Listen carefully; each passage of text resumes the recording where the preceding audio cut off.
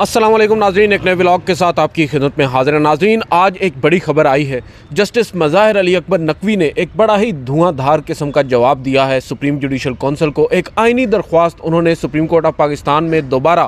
دائر کر دی ہے۔ آئین کے آرٹیکل 184(3) کے تحت آپ کو معلوم ہی ہے جسٹس مظاہر علی اکبر نقوی اس وقت زیر عتاب ہیں۔ سپریم جوڈیشل کونسل ان کے خلاف کارروائی کر رہی ہے اور ان کو اظہار وجوہ کا دوسرا نوٹس یعنی تفصیلی شوکاز نوٹس بھی جاری ہو چکا ہے، اور اس شوکاز نوٹس کے بعد انہوں نے اب پھر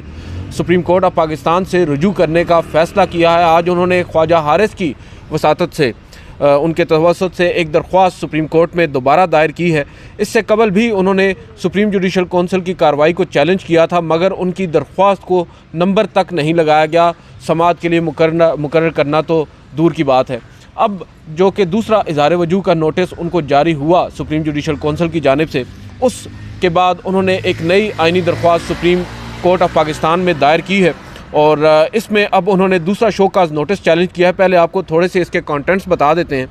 انہوں نے اب جسٹس مظاہر علی اکبر نقوی نے 24 نومبر کا جو شوکاز نوٹس ان کو جاری ہوا ہے اس کو کالعدم قرار دینے کی استدعا کی ہے، اور دوسرا شوکاز نوٹس انہوں نے کہا ہے کہ ان کے خلاف کارروائی میں نقائص دور کرنے کے لیے جاری کیا گیا، اور اپنے ابتدائی جواب میں کارروائی کے نقائص اجاگر کیے تھے۔ سپریم جوڈیشل کونسل کی کارروائی بھی کالعدم قرار دینے کی انہوں نے استدعا کی ہے، اور انہوں نے کہا ہے کہ میرے خلاف بدنیتی پر مبنی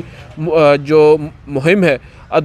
وہ عدلیہ پر حملہ ہے، اور پھر یہ کہہ رہے ہیں ٹیکس ریٹرن سے متعلق کہ میرے ٹیکس ریٹرن کی تفصیل کسی کو دی نہیں جا سکتی۔ جو دستاویزات جن کی بیس پر یہ شکایات ان کے خلاف درج کی گئی ہیں، اس کے اوپر کئی سوالات پہلے ہی اٹھ چکے ہیں، اور اب وہ سوال جسٹس مظاہر علی اکبر نقوی خود اٹھا رہے ہیں کہ کس طرح میرے ٹیکس ریٹرن کی تفصیل کسی کو دی گئی ہے۔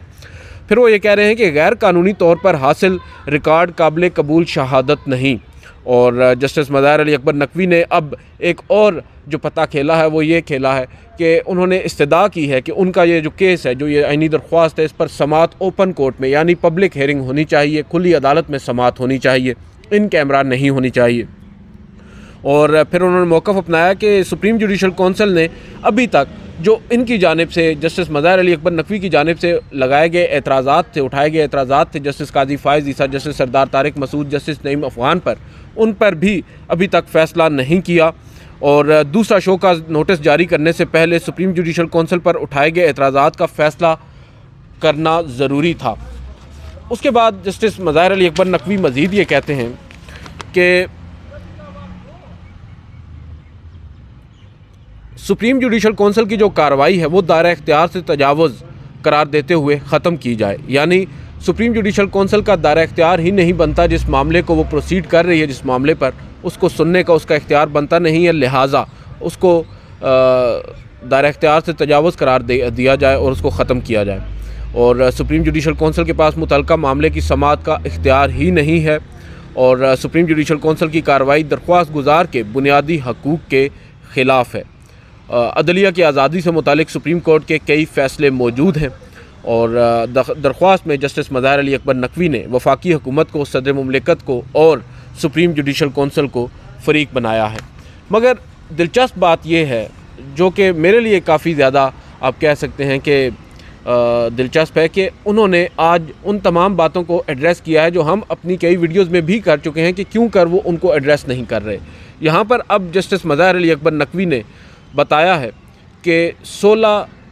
فروری 2022 کو جو 2 رکنی بینچ ایک مقدمے کی سماعت کر رہا تھا سی پی او لاہور غلام محمود ڈوگر کے تبادلے کی، اس بینچ میں یہ بھی شامل تھے۔ جسٹس اعجاز الحسن ہیڈ کر رہے تھے اور جسٹس مظاہر علی اکبر نقوی اس بینچ میں شامل تھے۔ انہوں نے کہا کہ اس بینچ میں جب یہ مقدمہ زیر سماعت تھا اس عدالت کے سامنے، تو وہاں پر یہ معلوم ہوا کہ شاید جو انتخابات کا عمل ہے پنجاب میں اور خیبر پختونخوا میں، اس میں تاخیر کی جا رہی ہے، اور آئین کی جو ایک کمانڈ ہے اس کی خلاف ورزی ہو رہی ہے، لہٰذا ہم نے اس وقت کوئی فیصلہ نہیں دیا، بلکہ معاملہ چیف جسٹس آف پاکستان اس وقت کے جسٹس عمر عطا بندیال صاحب کو ایک نوٹ کے ذریعے بھیجا، جس پر بعد ازاں جسٹس عمر عطا بندیال نے ایک شوکاز نوٹس لیا، اور اس کے ساتھ ساتھ 2 آئینی درخواستیں جو اس وقت کے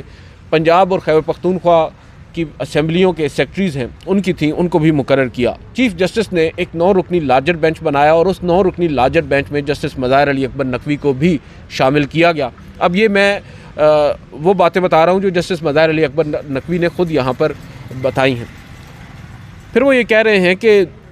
23 فروری 2023 کو اس 9 رکنی لارجر بینچ نے انتخابات کیس کی پہلی سماعت کی اور پہلی ہی سماعت پر جسٹس مظاہر علی اکبر نقوی اور جسٹس اعجاز الاحسن نے خود کو بینچ سے ریکیوز کر لیا، یعنی بینچ سے الگ ہو گئے۔ بہرحال اس کے بعد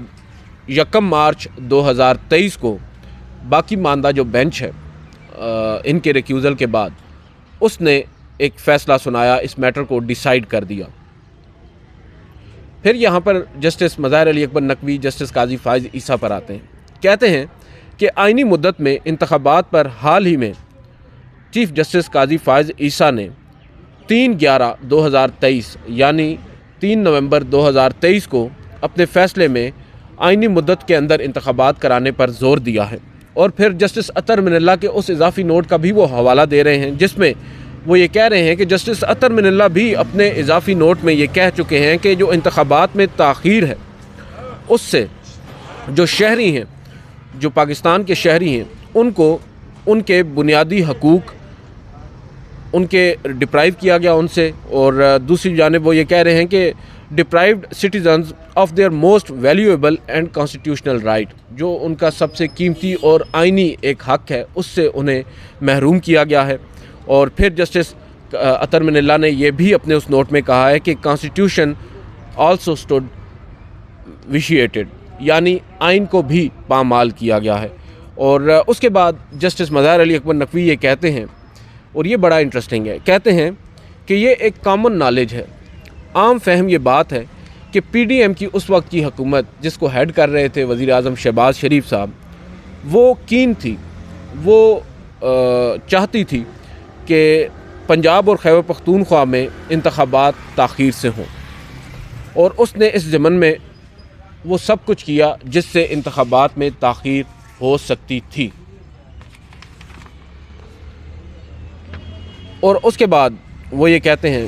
کہ ایک رد عمل کے طور پر جو 16/2/2023 کو 2 ممبر بینچ نے نوٹ بھیجا جسٹس عمر عطا بندیال کو اس وقت انتخابات میں تاخیر کے معاملے پر، اس کے اوپر ایک رد عمل آیا، اور رد عمل آیا جو اس وقت کی وفاقی کابینہ ہے ان کی جانب سے ایک میلیشیس، ایک توہین آمیز کیمپین شروع کی گئی جسٹس مظاہر علی اکبر نقوی کے خلاف، ان کے خلاف پریس کانفرنسز کی گئیں، اور جو ملیشیس سٹیٹمنٹس ہیں اور وہ جاری کیے گئے، توہین آمیز بیانات جاری کیے گئے، اور ان کے خلاف ایک باقاعدہ طور پر میڈیا ٹرائل شروع کر دیا گیا۔ اور یہاں پر پھر ایک اور بڑا اہم پہلو ہے جس پر وہ روشنی ڈالتے ہیں، اور یہ اس وجہ سے اہم ہے کہ اس پہلو کا تعلق ڈائریکٹلی جسٹس مظاہر علی اکبر نقوی کے خلاف ان شکایات سے ہے جن پر آج یہ سارا معاملہ کھلا ہوا ہے۔ وہ یہ کہتے ہیں دا بیک ڈراپ، جو ممبرز ہیں پاکستان بار کونسلز کے اور مختلف جو وکلاء تنظیمیں ہیں انہوں نے پس منظر وہ یہ بتا رہے ہیں کہ اس وقت کے وزیر اعظم شہباز شریف اور کابینہ کے مختلف اراکین سے ملاقات کی، اور یہ سب کچھ رپورٹ ہوا 21 فروری 2023 کو مختلف اخبارات میں۔ اس کے فوراً بعد جو بار کونسلز ہیں، مختلف بار کونسلز کے جو ممبرز ہیں، جن کا آپ کہہ سکتے ہیں پرٹیکولرلی جن کا تعلق انہی سیاسی جماعتوں سے ہے جو اس وقت برسر اقتدار تھیں، یعنی پاکستان جو ڈیموکریٹک موومنٹ جس کی اس وقت حکومت تھی، اس سے ڈیموکریٹک موومنٹ کے جو رکن جماعتیں ہیں، ان جماعتوں سے وابستہ جو بار کونسلز کے ممبران ہیں مختلف، انہوں نے جسٹس مظاہر علی اکبر نقوی کو اس ملاقات کے بعد ٹارگٹ کرنا شروع کر دیا، اور پھر ایویڈنٹلی وہ یہ کہہ رہے ہیں جو ان کے خلاف شکایات ہیں وہ پولیٹیکلی موٹیویٹڈ ہیں، یعنی یہ سیاسی نوعیت کی شکایات ہیں، ان کی بیس وہی ہے، اور یہ صرف اور صرف اس وجہ سے دائر کی گئی ہیں کہ جسٹس مظاہر علی اکبر نقوی نے اس وقت اپنی جو سالم ڈیوٹی ہے وہ نبھاتے ہوئے آئین کو پروٹیکٹ کرنے کے لیے، اس کو سیفٹ گارڈ کرنے کے لیے جو آئین کی ایک خلاف ورزی ہو رہی تھی انتخابات میں تاخیر کی صورت میں اس کی نشاندہی کی تھی، اور یہ سب کچھ صرف اسی کے بعد ہوا۔ بیسیکلی یہاں پر اگر میں سادہ الفاظ میں بات کروں تو جسٹس مظاہر علی اکبر نقوی کا یہ ماننا ہے، اور وہ ہم بھی یہ بات طویل عرصے سے کر رہے ہیں، گو کہ جسٹس مظاہر علی اکبر نقوی نے اپنے گزشتہ جوابات میں بھی اس بات کو اس طرح ایڈریس نہیں کیا۔ اب جا کر فائنلی انہوں نے ایلیفنٹ ان دا روم کو ایڈریس کیا اور بتایا ہے کہ آخر کیوں کر ان کو نشانہ بنایا جا رہا ہے، اور انہوں نے اب بتایا ہے باضابطہ طور پر کہ جو انہوں نے 16/2/2022 کو جسٹس اعجاز الاحسن کے ساتھ بیٹھ کر ایک نوٹ بھیجا تھا اس وقت کے چیف جسٹس عمر عطا بندیال کو کہ ہماری جو حکومت ہے، جو برسر اقتدار لوگ ہیں، جو طاقتور حلقے ہیں، وہ انتخابات میں تاخیر کرنے جا رہے ہیں، لہٰذا آپ کو اس معاملے کا نوٹس لینا چاہیے۔ اور اس کے بعد انہوں نے نوٹس لیا، ایک 9 رکنی لارجر بینچ بنایا، اس لارجر بینچ میں انہیں بھی بٹھایا گیا، مگر انہوں نے ریکیوز کر لیا۔ اس کے بعد ان کا تو اس کیس سے تعلق نہیں ہے، فیصلہ دینے والے ججز اور ہیں، باوجود اس کے اس نوٹ بھیجنے کی سزا ان کو ان شکایات کی صورت میں دی گئی، اور پھر انہوں نے ایک پورا ٹریل دیا ہے یہاں پر، اور مختلف جو انہوں نے سرکمسٹیشل ایویڈنسز ہیں وہ سامنے رکھیں گے، کس طرح جو وکلاء تنظیمیں ہیں وہ اس ریفرنس اس سماعت کے بعد وزیر اعظم سے ملاقات کرتی ہیں، وفاقی کابینہ سے ملاقات کرتی ہیں دن کے اجالے میں، اور وہ ملاقاتیں رپورٹ بھی ہوتی ہیں، اور ان ملاقاتوں کے بعد ان کا ایک نیریٹو بلڈ ہونا شروع ہو جاتا ہے، اور بالخصوص وہی ممبران بار کونسلز کے جن کا تعلق مسلم لیگ نواز یا پاکستان پیپلز پارٹی سے ہے، وہ لوگ ان کے خلاف ایک مہم کا آغاز کرتے ہیں۔ اور آپ کو یہاں پر یہ بھی معلوم ہوگا کہ جسٹس مظاہر علی اکبر نقوی کے خلاف جو شکایت کنندگان ہیں وہ بھی وکلاء ہی ہیں، اور پاکستان بار کونسل بالخصوص اس کے علاوہ بھی کئی وکلاء ان کے خلاف شکایت کنندگان ہیں۔ تو یہ بیسیکلی معاملہ ہے۔ اب جسٹس مظاہر علی اکبر نقوی نے تھوڑے سے اور پہلوؤں پر بھی یہاں پر روشنی ڈالی، آپ کے ساتھ وہ بھی شیئر کیے دیتے ہیں۔ وہ یہ بتاتے ہیں کہ ایک بات تو یہاں پر یہ بھی ہے، ہم پہلے بھی یہ بات کر چکے ہیں، آپ کو یاد ہوگا میں نے پہلے یہ بات کہی تھی کہ جسٹس عمر عطا بندیال نے بھی جسٹس مظاہر علی اکبر نقوی کے حوالے سے 1-2 بیانات دے دیے ہوں گے ان کو سیو کرنے کے لیے یا ان کو پروٹیکٹ کرنے کے لیے، ادروائز عملی طور پر جو وہ کر سکتے تھے وہ انہوں نے نہیں کیا، بلکہ اس کے الٹ ہی چلتے رہے۔ اور اب وہ بات جسٹس مظاہر علی اکبر نقوی بھی کہہ رہے ہیں، وہ کہہ رہے ہیں کہ اس وقت کے چیف جسٹس عمر عطا بندیال نے میرے خلاف جو سپریم جوڈیشل کونسل میں شکایات آئی تھیں، ان شکایات پر رائے لینے کے لیے جسٹس سردار طارق مسعود کا انتخاب کیا، جو کہ سپریم جوڈیشل کونسل کے ممبر تھے۔ 29/5/2023 کو انہوں نے ان سے اوپینین مانگی، رائے مانگی میرے خلاف شکایات پر، اور پھر وہ یہاں پر کہہ رہے ہیں کہ جسٹس عمر عطا بندیال صاحب نے ان سے، جسٹس سردار طارق مسعود سے تو رائے مانگ لی، مگر مجھ سے انہوں نے مجھے موقع نہیں دیا کہ میں بھی اس پر اپنا جواب دے سکوں۔ اگر مجھے پہلے موقع دیا جاتا، اس کے بعد اگر اوپینین وہ لی جاتی تو بات سمجھ میں آتی ہے۔ مجھ سے بات کیے بغیر، مجھ سے جواب مانگے بغیر کیسے انہوں نے معاملے کو اتنا آگے لے گئے۔ اس کے بعد وہ یہ کہتے ہیں کہ جسٹس سردار طارق مسعود نے غیر معمولی طور پر 29 مئی 2023 سے لے کر 25/9/2023 تک اس معاملے پر سوچ بچار کی، اپنا جو اوپینین ہے وہ فارم کیا، اور 122 دن تک انہوں نے یہ معاملہ اپنے پاس رکھا، اور بعد میں انہوں نے جسٹس قاضی فائز عیسیٰ کے حلف اٹھانے کے بعد، جسٹس قاضی فائز عیسیٰ نے 17 سپٹمبر کو حلف اٹھایا تھا بطور چیف جسٹس، اور غالباً 25 سپٹمبر کو انہوں نے جسٹس سردار طارق مسعود نے اپنا جواب جو ہے، اپنی اوپینین سپریم جوڈیشل کونسل کو بھیجی، اور وہ یہ کہہ رہے ہیں کہ حیران کن طور پر جو اوپینین سردار طارق مسعود نے میرے متعلق سپریم جوڈیشل کونسل کو بھیجی وہ مجھے نہیں ملی، مگر میڈیا پر وہ شائع ہو گئی، نشر ہو گئی۔ پھر یہاں پر جسٹس مظاہر علی اکبر نقوی اس بات کا بھی شکوہ کر رہے ہیں جو ہم نے اپنی ایک حال ہی میں ویڈیو میں کیا تھا، کہ جسٹس مظاہر علی اکبر نقوی واحد ایسے جج ہیں جن کے خلاف سپریم جوڈیشل کونسل میں جب کارروائی انیشیٹ ہوئی ہے، اور انہوں نے سپریم جوڈیشل کونسل کی اس کارروائی کو سپریم کورٹ آف پاکستان میں آئینی درخواست کی صورت میں چیلنج کیا ہے، مگر ان کی آئینی درخواست کو انٹرٹین نہیں کیا گیا۔ ماضی میں جسٹس افتخار محمد چودھری ہوں، جسٹس قاضی فائز عیسیٰ ہوں، جسٹس شوکت عزیز صدیقی ہوں یا جسٹس فروخ عرفان ہوں، ان تمام کی ہی آئینی درخواستوں کو انٹرٹین کیا گیا، مگر جسٹس مظاہر علی اکبر نقوی کی آئینی درخواست کے باوجود نہ صرف اس کو سماعت کے لیے مقرر نہیں کیا گیا، بلکہ ان کی درخواست پر نمبر بھی نہیں لگایا گیا۔ اور ہماری اس خبر کی تصدیق اب جسٹس مظاہر علی اکبر نقوی خود کر رہے ہیں کہ ان کی آئینی درخواست جو کہ انہوں نے 20/11/2023 کو دائر کی تھی، جس روز سپریم جوڈیشل کونسل کا بھی اجلاس تھا، وہ آج تک سماعت کے لیے مقرر ہونا تو دور کی بات ہے، اس پر نمبر تک نہیں لگایا گیا۔ پھر یہاں پر ایک اور ہماری خبر ہے جو ہم نے آپ کے ساتھ شیئر کی تھی 21 نومبر 2023 کو، جب سپریم جوڈیشل کونسل کی آپ کو یاد ہوگا مسلسل 3 روز تک کارروائی چلتی رہی تھی اور رات گئے تک